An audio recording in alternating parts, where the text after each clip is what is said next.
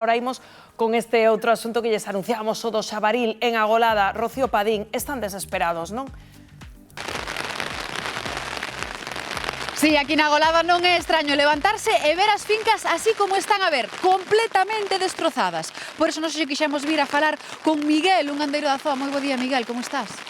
Desesperado. Xa podes ver porque estou desesperado. Porque bons días non son.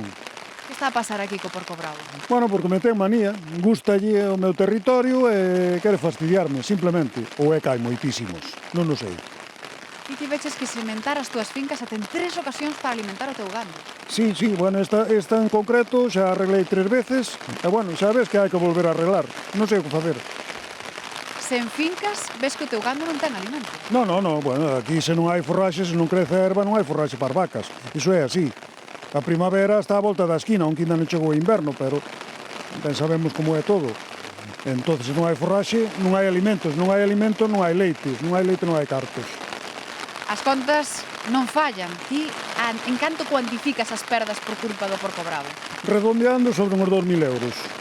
Sen contar todo o que perdeches de darlle de alimento ao teu gando, que tes que mercar a parte. Claro, eso, todo xa se perdeu. Hai que volver a facer de novo. E volver a gastar. E hai algunha solución para esta situación? Non o sei. Alguén mo tería que decir, non o sei. Pois moitísimas grazas por atendernos, Miguel. Xa ven que a situación dos gandeiros é complicada porque se ven completamente desbordados ao non ter alimento para o seu gando, pero tamén acontece cos condutores como Anabel. Moi bo día, Anabel. Bo día. Que está a pasar aquí co Porco Bravo? Que se asoma cada vez que o coche sale. Debelle ter manía aos coches ou algo, porque isto é un continuo reto, a ver quen ten preferencia pola carretera. Ti sales xa con medo da túa casa? Sí, a verdade é que sí, con bastante medo, ademais. E velo incluso a plena luz do día. Sí, é normal, igual aí ás 8 que el diga, estou aquí. E as mañás tamén.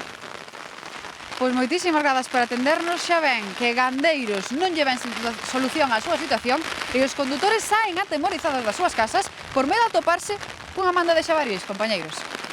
Claro, esa sensación en moitos puntos de Galicia. Grazas, Rocío. Creo que xa temos comunicación con Manuel Martínez, presidente da Mesa Galega pola Caza. Que tal, Manuel? Un placer sempre saudarte. Bueno, que son estas zonas de seguridade, que seguro que moita xente non o sabe, e por que o Porco Bravo se agocha nelas? Bueno, pues as zonas de seguridade, como o seu propio nome indica, son zonas, digamos, onde non se pode exercer a actividade cinexética e o de refuxiarse nelas e o xabaril é un tema de instinto vital. Aí son zonas tranquilas, basicamente non sufren a presión dos cazadores e os animais atópanse como se diría, como pez en el agua en esas zonas, lógicamente. Pero que zonas? Dame algún exemplo. Que zonas poderían ser de seguridade, Manuel?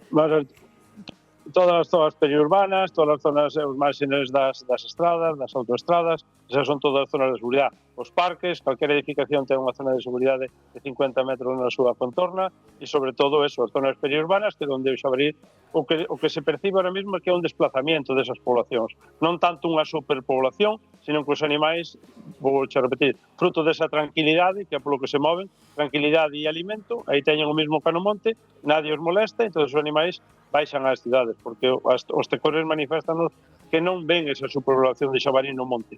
O que sí se aprecia é eso que se está vendo nas imaxes, un desplazamento dos xabarís a esas zonas de seguridade e zonas periurbanas, sobre todo, por tranquilidade, nada máis.